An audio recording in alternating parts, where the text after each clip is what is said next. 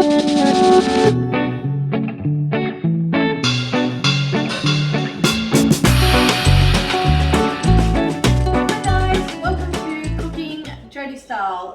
not actually cooking today, we are baking, and we are baking a Wannabe loft house cookie. So what a loft house cookie is, it's basically a brand of cookie in the US, I believe, that you can get from your grocery store. It's a grocery store cookie, and apparently it's really, really nice.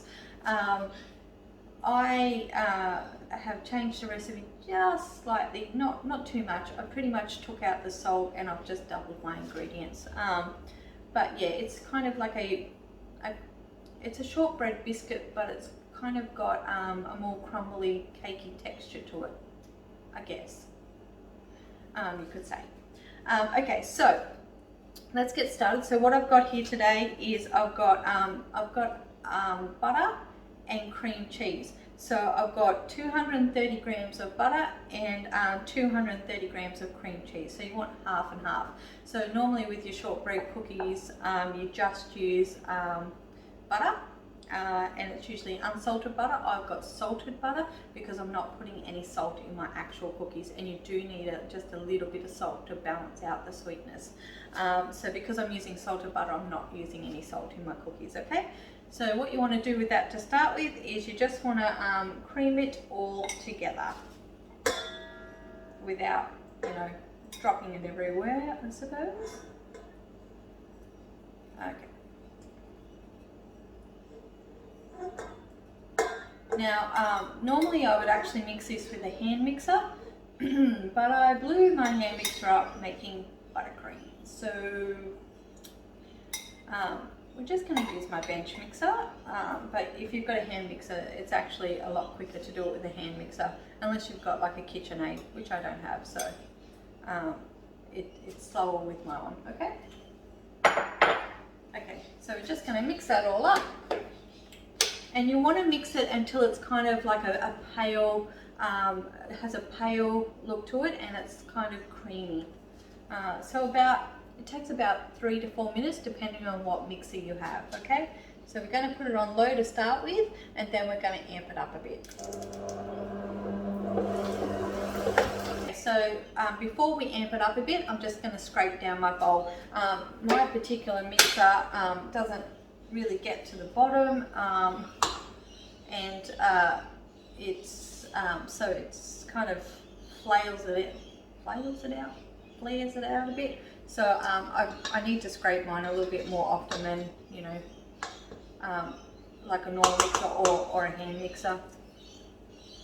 Okay, so now we're just going to amp it up to kind of full speed until it's light and creamy, light and fluffy. It doesn't really go fluffy, it's kind of like a pale consistency. Okay, so do make sure before you put your butter and your cream cheese in the mixer that it is at room temp. If it's not at room temp, one, it will take forever to mix and get to that consistency. It'll kind of just keep clunking around your mixer. And two, you really need it at room temp to blend well with your other ingredients. Like they have to emulsify and blend well together, and when it's not at room temp it doesn't do that. Okay, so we're there now. We're to that pale consistency, and it's kind of just like light and creamy there.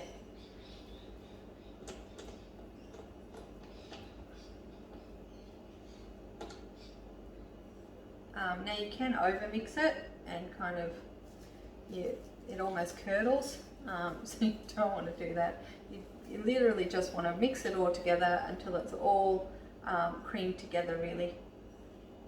Alright, so now we're going to add our eggs. So we're adding 2 eggs. Now I don't like to add my eggs straight into my mixing bowl. I see people do it all the time. I don't like to do it, just in case, like, I know my eggs are fresh, but it's huge fear that they're not going to be, and also in case you get eggshell in your bowl as well. It's much easier to get it out of an external bowl than it is your actual mixing bowl. You could waste your ingredients. So we've got 2 eggs. Now Now I'm just cracking them into the bowl that I had my my cream cheese in and my butter, and that's perfectly okay. So we're going to mix one egg in at a time. It just seems to work better with mixing up the ingredients and adding the 2 eggs in at a time. There's nothing wrong with adding both eggs at the same time. I just find that in my particular mixer maybe, it does mix the ingredients a lot faster. Okay, so we're just going to add that egg in, give her, and you basically just want to mix it until it's blended together. You probably can't see, but it's like the mixer's so dodgy. Just sits. If I don't mix it, then it just sits at it literally skims the bottom. It just doesn't even pick it up. So I have to continually scrape down my bowl, which you wouldn't normally do with a good mixer. But yeah.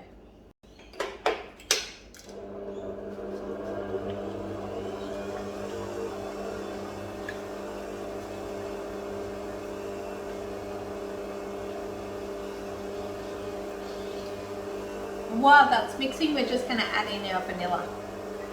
So I'm just going to add a tablespoon of vanilla essence in, or vanilla extract. Don't use essence. Use an extract or even real vanilla pods if you want to. So now that our wet ingredients are all kind of mixed together there now, we're going to start adding in our dry ingredients. But let's do that slowly. So never ever put all your dry ingredients in one go. It takes forever to mix, and being like flour and stuff, it's going to be like when you're making buttercream and you put too much icing sugar in. You have like an icing explosion, and it goes absolutely everywhere. So you really don't want to do that. And not only that, it just doesn't, you'll end up over mixing your cookie dough, because you'll need to mix it for longer in order to get those dry ingredients blended into the wet ingredients. And I know it seems like it mixes it for longer doing it the other way around, adding them slowly, but it's not. It actually is a shorter process. And if you over mix your cookie dough, you'll end up with kind of tough cookies, or tough bickies. Oh, no. You'll end up with tough cookies, and you don't want to end up with tough cookies. Nobody wants a tough cookie. I don't know if nobody wants a tough cookie. It's a different expression, isn't it? It won't be pleasant on the palate.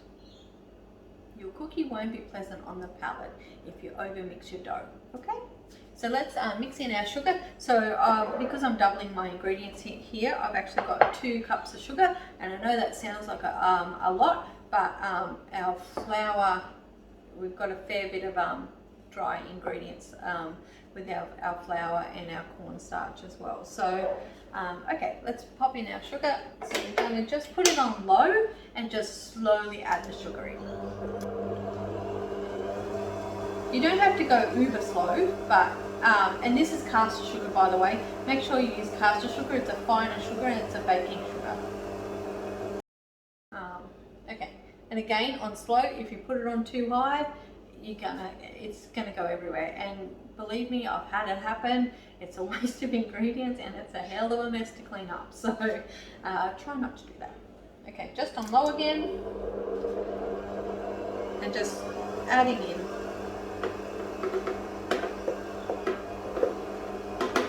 And again, I've got like a bulky top. I know all mixers do, but it is a bit of a pain in the butt to get all the ingredients in. You can't taste it, but I can actually taste that flour and that in the air. So I've got 5 cups of flour in here, and I've got 2/4 cups of cornstarch. What cornstarch does in your cookie dough is it makes it crumblier, more crumbly.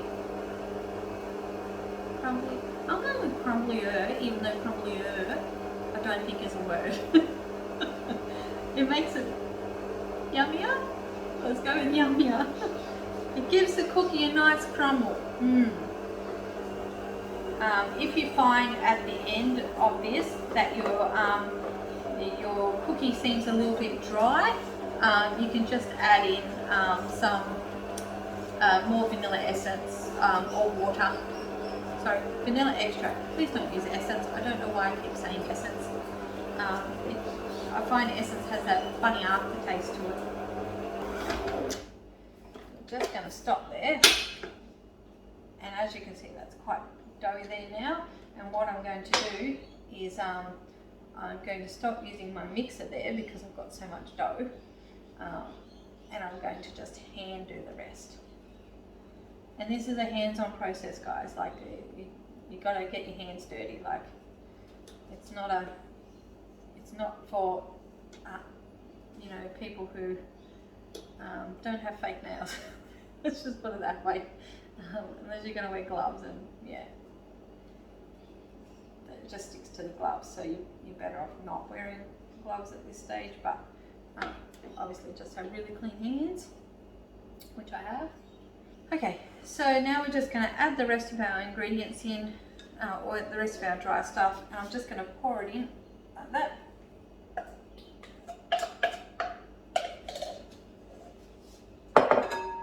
And I'm going to add, I would normally just pour this in, but I'm going to add another tablespoon of vanilla extract in there, and then we're just going to fold it by hand.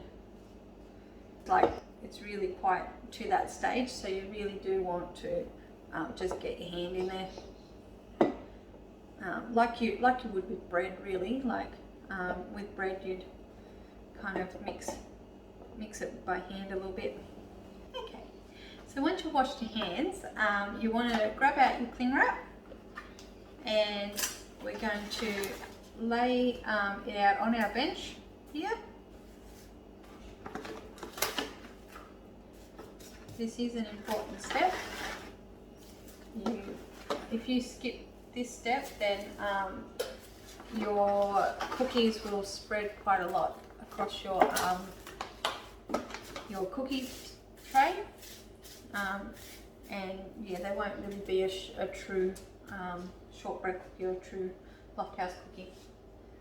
Okay, and then we're going to just grab out our dough, and I'm just going to push it in. And the reason why I'm pushing it in is just to make sure that all those dry ingredients have actually blended into the mix. As I said, it's a hands-on experience.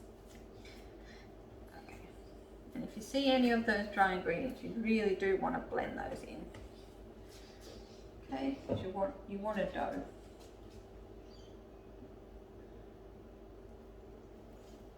And if you find it is a little bit too dry, yeah, by all means you can add, because it will depend on the humidity that's in the air as well, to how wet your ingredients feel. I know that sounds really silly, but the weather really plays a huge part in baking, on how your ingredients and how they react to the air. So we're all there now. Let's come together. Okay, so once all your dough is there ready to go, this step's really important. You now need to wrap up your dough quite tightly, and you need to put it in the fridge to chill for an hour. Now what that does is, chilling your dough, one, it makes it easier to roll out, it's not as sticky, and two, it stops the cookie from spreading on your cookie tray as it's baking. I'm not sure of the technical term, but basically because the cookie is chilled, it bakes, and because it's cold, it doesn't have time to spread before it's baked. It's probably the best way I can describe it. Okay, and then we're just going to pop some on this side as well, just because I don't want air to get into that, you know, because I don't want it to dry out. You do want to keep your dough nice and moist. And see how that's nice and together there. We've got to make a nice crumbly cookie. Okay, so we're just going to put that in the fridge for an hour, and while that's in the fridge, we'll make our buttercream. So while our cookie dough is just chilling there in the fridge for an hour, we're just going to make our buttercream. But first, you need to make sure that your oven has started to preheat. So you want to pop that on 180 degrees. I do have a fan forced oven, and 180 degrees seems to work fine for fan forced. If you don't have a fan forced oven, still keep it on 180 degrees. You just might need to bake them for a little bit longer. Okay, so let's start making a buttercream. Okay, so I've got 250 grams of butter here, and we're just going to cut it up. Again, you want this at room temp because it's easier to mix. Same reasons as before. So I break mine up into smaller pieces because my mixer struggles a little bit. Again, you want to mix that until it's pale, a little bit pale. It won't be fully pale. It doesn't need to be fully pale because we're adding pink color to it. Okay, so we're just going to mix that. Again, start on low and amp it up as you go.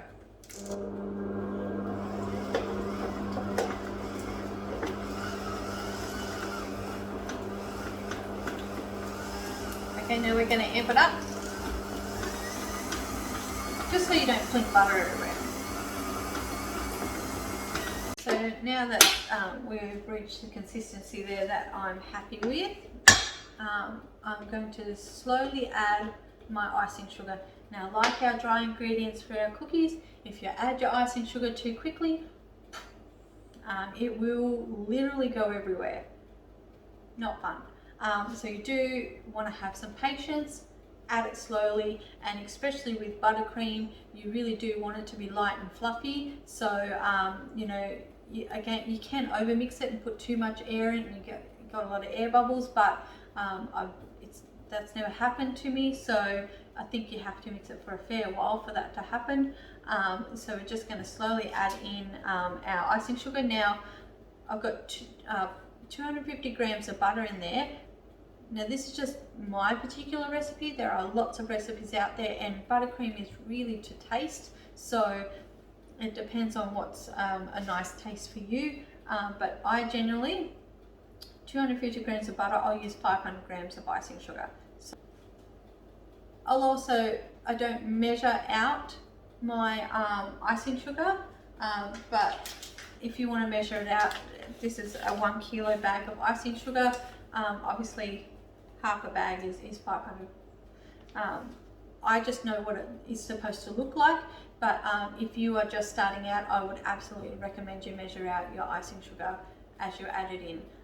If you find that you have added too much icing sugar and it's too dry, just add a little bit more vanilla essence or a little bit of milk or cream to your buttercream.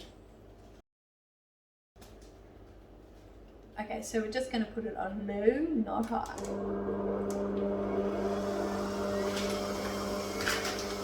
Go slow.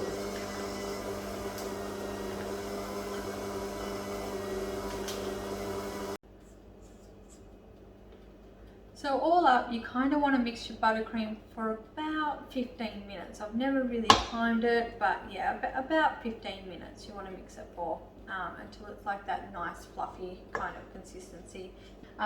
So at this stage, I'm going to pop in my next little bit of icing sugar, and then I'm going to start popping in a little bit of vanilla essence. Now, the buttercream really is to taste. I'm not going to tell you a measurement for vanilla essence because it'll be you want that nice fluffy consistency of your buttercream, so you really need to eyeball it really and then taste it, and once it tastes nice to you, that's when you stop.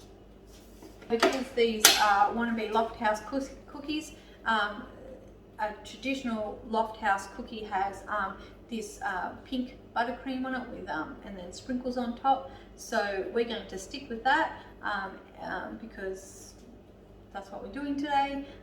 So now I'm going to start adding in my food coloring. Again, a little bit to start with until it's the color that you want. I'll show you what color kind of it's supposed to be like, but again, if you want a lighter color, darker color, whatever floats your boat. So scrape down your bowl first. Make sure you're continually scraping down your bowl because you don't want any of that butter to not be whipped. Okay. And also your beater as well. There we go. And that's with any mixer, not just my funny one. So now we're just going to pop it on low.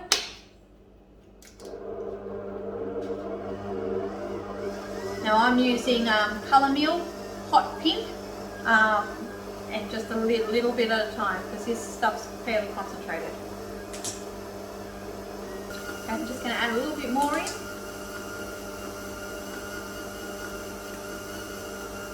So we've reached the colour that we're after there now, so I'm just going to give it a good old whip up. And I'm just going to add a little bit more vanilla essence in because I can see that's not the consistency I want yet.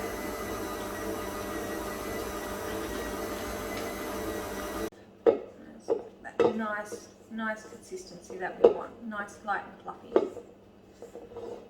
And the colour we want. So that's kind of the colour you want, that nice, not quite baby pink, but yeah, a little bit pinker than baby pink. And not quite hot pink. What pink you call that? Okay, so once you've mixed all that around, I'm going to take it out and pop it in another bowl. And set that aside for when our cookies are cooked and cooled.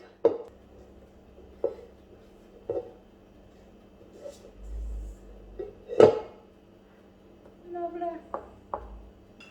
Okay, so once you've got your buttercream in the bowl there, you just want to pop some cling wrap over it.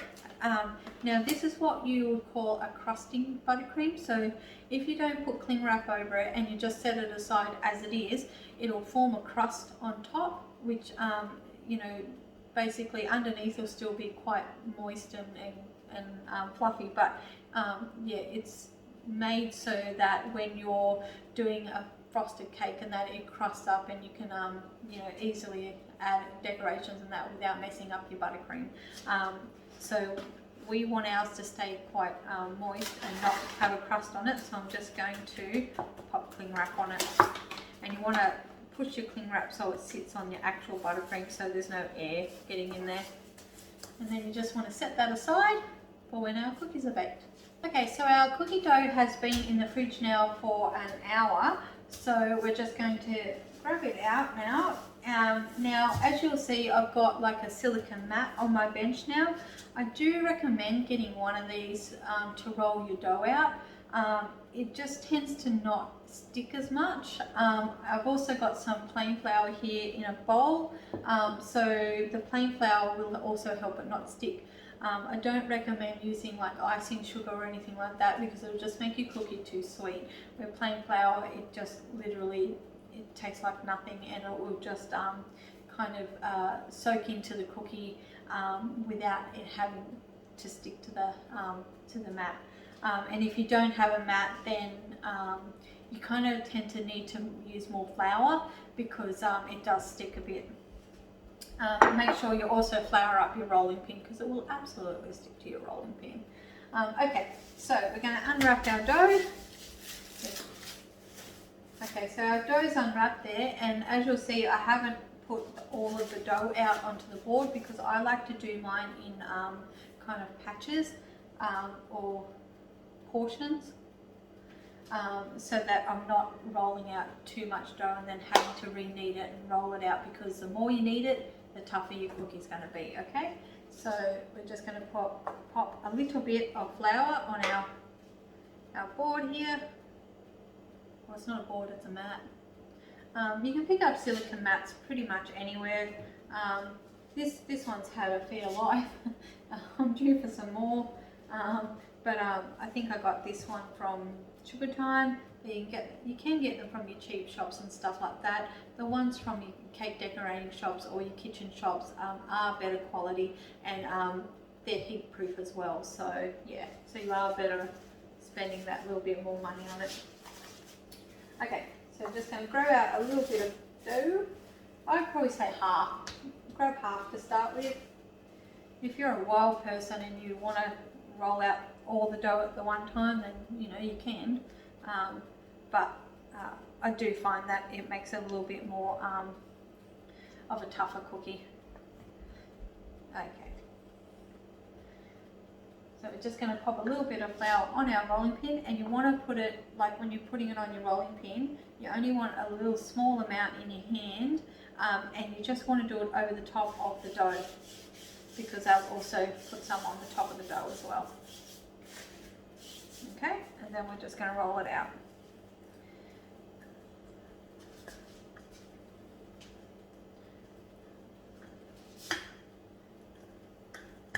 Now remember, this is not like a shortbread cookie in the way where normally when you roll out a shortbread it'll be smooth all the way around, because we've mixed cream cheese in it as well, and corn flour, it'll have that different kind of consistency to it. Okay, so I can't really tell you what mill to roll your cookies out to, because it really is up to you on how thick you want them. The thicker they are, the longer they'll take to bake though, but the thinner they are, the crunchier they'll be. So kind of somewhere in the middle there. I'll show you when I cut one out what mine look like. Okay, so I've just got a round cutter here. Again, I just picked these up from Sugar Time. They come in a pack. They're small, medium and large. This is the large one. And again, how many cookies you get out of your mix depends on the size of the cutter that you use. Okay, so we're just gonna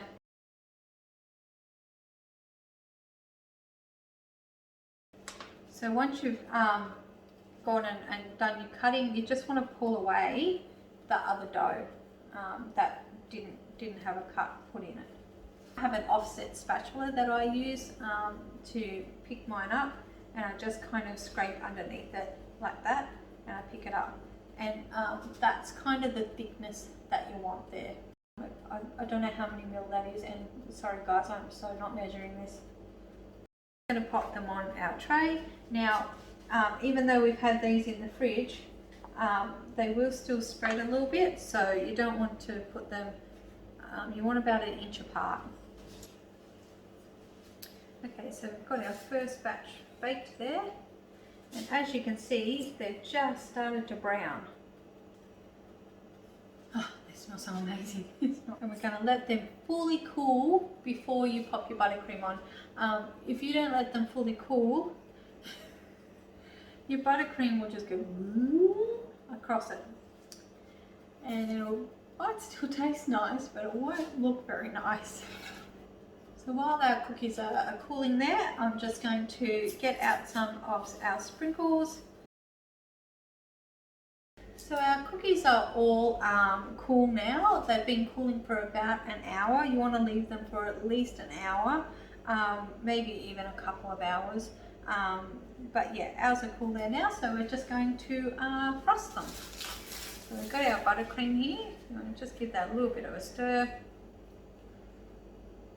Now, when you're holding your cookies to frost them, don't hold them like that, because as soon as you push your offset spatula onto it, it's going to break. You can either hold them like this or on the bench. Depends on what takes your fancy. I like to hold mine, so we're just going to cup it like that, and we're pretty much just going to just go around it, and you don't want it to be too smooth. You don't want smooth frosting, you just want a little bit around like that.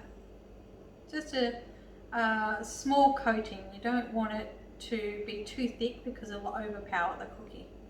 So you just want to do a small coating like that, just making sure that it's not translucent so you can't see through it. Now here's where my inner child comes out, and we're going to do sprinkles. So you just want to put sprinkles on each of the cookies, just like a nice little bit. Lovely. Before the buttercream starts to crust over, because if you don't put your sprinklers on before the buttercream starts to crust over. They won't stick. Cocktails cookies. Just gonna put those on a plate. And then there's one for me, right? So you have to buy them. Okay, that's me done. Bye. See ya. Well, they're delicious. Not nutritious at all, but delicious. Okay guys, thanks for watching.